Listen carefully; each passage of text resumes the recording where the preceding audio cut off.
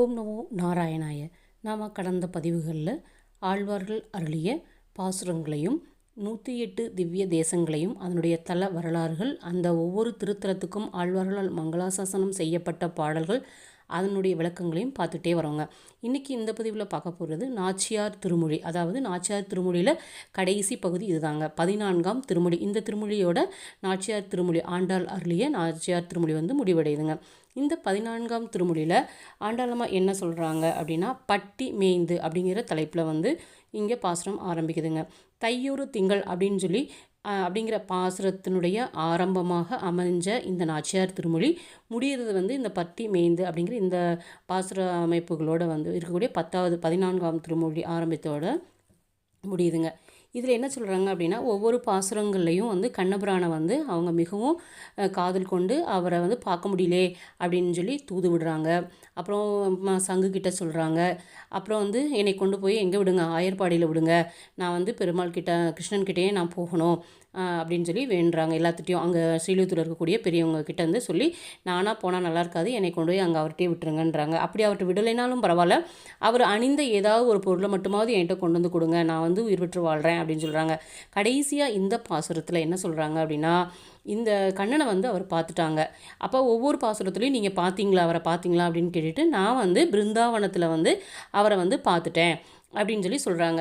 அப்போ யாராவது கண்ணபிரானை பார்க்கல அப்படின்னு சொன்னாங்க அப்படின்னா, நாம் பார்த்துட்டேன், அதாவது நம்மளுடைய ஆண்டாள் நாச்சியார் கடைசியாக என்ன பண்ணாங்களா, கண்ணபிரானை பார்த்துட்டாங்க, அவங்களுடைய தரிசனத்தை பெற்றுட்டாங்க அப்படின்னு சொல்லிட்டு அவங்க சொல்கிறாங்க. இந்த பாசுரம் எல்லாத்துலேயுமே அவங்க பெருமாளை பார்த்துட்டேன், அதாவது கண்ணபிரானை விருந்தாவனத்தில் போய் பார்த்துட்டதாக சொல்லி சொல்கிறாங்க.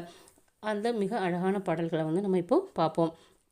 பாசுரம் 637லிருந்து 646 இருக்கக்கூடிய இந்த 10 பாசுரங்கள் நாச்சியார் திருமொழியுடைய கடைசி 10 பாசுரங்களாக அமையுது. 637 பட்டி மேய்ந்து ஓர் காரேறு பல தேவர்க்கு ஓர் கீழ் கன்றாய் இட்டீரு இட்டு விளையாடி இங்கே போதக் கண்டீரே, இட்டமான பசுக்களை இனிது மறித்து நீர் ஊட்டி விட்டு கொண்டு விளையாட விருந்தாவனத்தே கண்டோமே. 638 அணுங்க என்னை பிரிவு செய்து ஆயர்பாடி கவர்ந்து உண்ணும் குணுங்கு நாரி குட்டேற்றை கோவர்த்தனை கண்டீரே, கணங்களோடு மின்மேகம் கலந்தாற்போல வனமாலை மினுங்க நின்று விளையாட விருந்தாவனத்தே கண்டோமே. 639 மாலாய் பிறந்த நம்பியை மாலே செய்யும் மணாளனை ஏலா பொய்கள் உரைப்பானை இங்கே போதக் கண்டீரே, மேலால் பரந்த வெயில் காப்பான் வினதை சிறுவன் சிறகு என்னும் மேலாப்பின் கீழ் வருவானை விருந்தாவனத்தே கண்டோமே. 640 கார்த்தன் கமலக்கண் என்னும் நெடுங்கயிறு படுத்தி என்னை ஈர்த்து கொண்டு விளையாடும் ஈசன் தன்னை கண்டீரே, போர்த்த முத்தின் குப்பாய புகர் மால் யானை கன்றேபோல் வேர்த்து நின்று விளையாட விருந்தாவனத்தே கண்டோமே. பாசுரம் 641 மாதவன் என் மணியினை வளையில் பிழைத்த பன்றிபோல் ஏதும் ஒன்றும் கௌத்தாரா ஈசன் தன்னை கண்டீரே, பீதக ஆடை உடைதாள பெருங்கார்மேக கன்றேபோல் வீதி ஆர வருவானை விருந்தாவனத்தே கண்டோமே.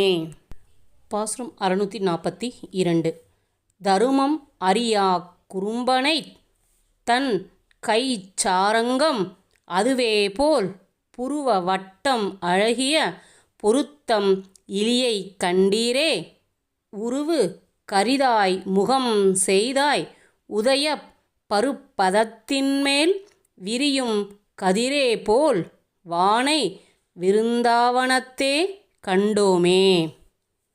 643. பொருத்தம் உடைய நம்பியை புறம்போல் உள்ளும் கரியானை கருத்தை பிழைத்து நின்ற அக்கருமாமுகிலைக் கண்டீரே. அருத்தித் தாரா கணங்களால் ஆரப் பெருகு வானம்போல் விருத்தம் பெரியதாய் வருவானை விருந்தாவனத்தே கண்டோமே. 644. வெளிய சங்கு ஒன்று உடையானை பீதக ஆடை உடையானை அலி நன்கு உடைய திருமாலை ஆழியானைக் கண்டீரே. களிவண்டு எங்கும் கலந்தாற்போல் கமல் பூங்குழல்கள் நடந்தோள் மேல் மிளிர நின்று விளையாட விருந்தாவனத்தே கண்டோமே. 645. நாட்டை படை என்று அயன் முதலா தந்த நளிர் மாமலர் உந்தி வீட்டை பண்ணி விளையாடும் விமலன் தன்னைக் கண்டீரே. காட்டை நாடித் தேனுகனும் களிரும் புல்லும் உடன் மடிய வேட்டையாடி வருவானை விருந்தாவனத்தே கண்டோமே. 646. பருந்தாள் களிற்றுக்கு அருள் செய்த பரமன் தன்னை பாரின்மேல் விருந்தாவனத்தே கண்டமை விட்டுச் சித்தன் கோதை சொல் மருந்தாம் என்று தம் மனத்தே வைத்து கொண்டு வாழ்வார்கள் பெருந்தாள் உடைய பிரான் அடிக்கீழ் பிரியாது என்றும் இருப்பாரே. என்ன சொல்கிறாங்க அப்படின்னா, இங்கே கடைசியாக இருக்கக்கூடிய 644வது பாசுரத்தில் வெளுத்த ஸ்ரீ பாஞ்சசன்யம் ஒன்றை உடையவனாய் பொன்னாடையை உடையவனாக கொண்டவனாய் நன்றாக கருணை உடையவனாய் திருவாளி ஆழ்வானை உடையவனாய் ஸ்ரீ எப்ப பதியான கண்ணனை பார்த்தீங்களா அப்படின்னு கேட்குறாங்க.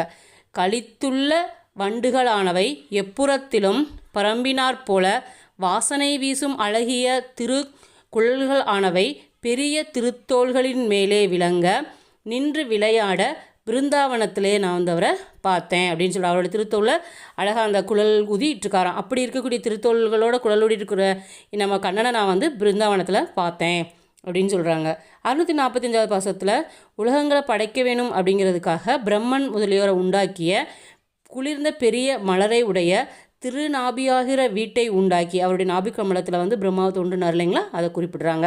இப்படி விளையாடும் பரம பாவனனான பெருமாளை பார்த்தீங்களா.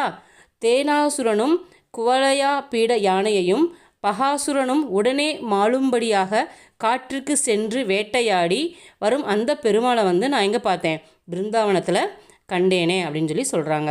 கடைசியாக 646வது பாசுரத்தில் பெரிய கால்களை உடைய கஜேந்திர ஆழ்வானுக்கு அருள் செய்த திருமாலை இந்நிலத்திலே, அதாவது இந்த பூலோகத்தில் பிருந்தாவனத்தில் சேவிக்க பெற்றமையை பற்றி பெரியாழ்வானுடைய திருமகளான ஆண்டாள் அருளி செய்த இந்த பாசுரங்களை யார் ஒருத்தவங்க இந்த பிறவி நோய்க்கே மருந்தாக கொண்டு தங்களுடைய சிந்தையில் வச்சுட்டு பெருமாளை வாழ்கிறாங்களோ, அதாவது இந்த 10 பாசுரங்களை யார் சொல்கிறாங்களோ அவங்க பெருமை பொருந்திய திருவடிகளை உடைய எம்பெருமானனுடைய திருவடி கீழே எந்நாளுமே பிரியாமல் இருப்பார்களாம்.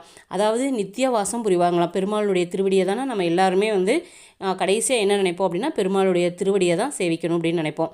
வைகுந்தத்தில் போய் பெருமாளுடைய திருவடியை சேவையை நம்ம இருக்கணும்னு நினைப்போம். அப்படி யார் ஒருத்தவங்க இந்த 10 பாட்டுகளை சொல்கிறாங்களோ அவங்க பெருமாள் எப்போவுமே பிரியாமல் அவருடைய அடிக்கீழ் பிரியாது என்றும் இருப்பாரே அப்படின்னு சொல்லி நாச்சியார் மிக அழகாக இந்த 10வது பாசுரத்தில் சொல்கிறாங்க. அதுவும் இல்லாமல் இந்த 14வது திருமொழியோட நாச்சியார் திருமொழி முற்றிட்டுருங்க. அதனால் இந்த 14 திருமொழியையும் நம்ம பாடி நாச்சியார் அவங்களுடைய அருளை பெறுவோம். இந்த நாச்சியார் திருமொழி மிக அழகாக பூமி பிராட்டியார் பூமியில் பிறந்து கண்ணனை எப்படியெல்லாம் அவங்க நேசித்தாங்க, அவங்க காதல் கொண்டாங்க அப்படிங்கிறத அழகாக வர்ணனையோடு சொல்கிறாங்க. எப்படி ஒரு காதல் செய்யக்கூடியவங்க அவங்களுடைய அந்த மணாளனை விட்டு பிரிஞ்சால் எவ்வளோ வருத்தம் கொள்வாங்களோ அந்த மாதிரியான வருத்தத்தை மிக அழகாக இறைவன் மேலே இவங்க பிரிஞ்சு தானே இருக்காங்க. ஆண்டாள் அம்மா பூமியில் பிறந்து கண்ணனை போய் சேரணும் இல்லையா, அவங்களோட பூமியில் மனிதராக பிறந்து தானே அம்மா போகிறாங்க பிராட்டி. அப்போ தனியாக இருக்கிறதுனால அவர் பற்றின இயக்கங்களை மிக அழகாக இந்த பாசுரங்களில் சொல்கிறாங்க. கடைசியாக ஒவ்வொரு முறையும் ஒவ்வொரு இதையும் தூதெல்லாம் விட்டு அவங்கள போய் அடைய முடியல. ஆனால் கடைசியாக என்ன பண்ணுறாங்க, அவங்கள பார்த்துட்டாங்களாம். எங்கே பார்த்தாங்க அப்படின்னா பிருந்தாவன் நம்ம இப்போ சொல்கிறோம் இல்லைங்களா, அங்கே ஆயர்பாடி பிருந்தாவனில் போய் அங்கே பெருமாளை கண்ணனை நான் பார்த்துட்டேன் அப்படின்னு சொல்கிறாங்க. அந்த கண்ணனை பார்த்ததோடு அவங்க என்ன பண்ணுறாங்க, அவங்களுடைய நாச்சியார் திருமொழியை இவங்க இதோட முடிச்சுக்கிறாங்க. அப்போ கடைசியாக நம்மளுடைய எல்லாமே என்னென்னா பெருமாளை பார்க்குறது தான் கடைசி அப்படிங்கிறத உதாரணமாக காமிக்கிற மாதிரியான இந்த பாடல்கள் அவங்க மிக அழகாக அமைச்சிருக்காங்க. நாச்சியாராகிய நம்மளுடைய ஆண்டாள் திருவடிகளே சரணம், ஆழ்வார்கள் திருவடிகளே சரணம். ஓம் நமோ நாராயணாய.